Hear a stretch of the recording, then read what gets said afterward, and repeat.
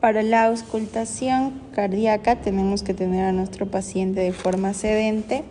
Vamos a tener los dos primeros puntos en el espacio intercostal y el cuarto y quinto puntos en el espacio intercostal.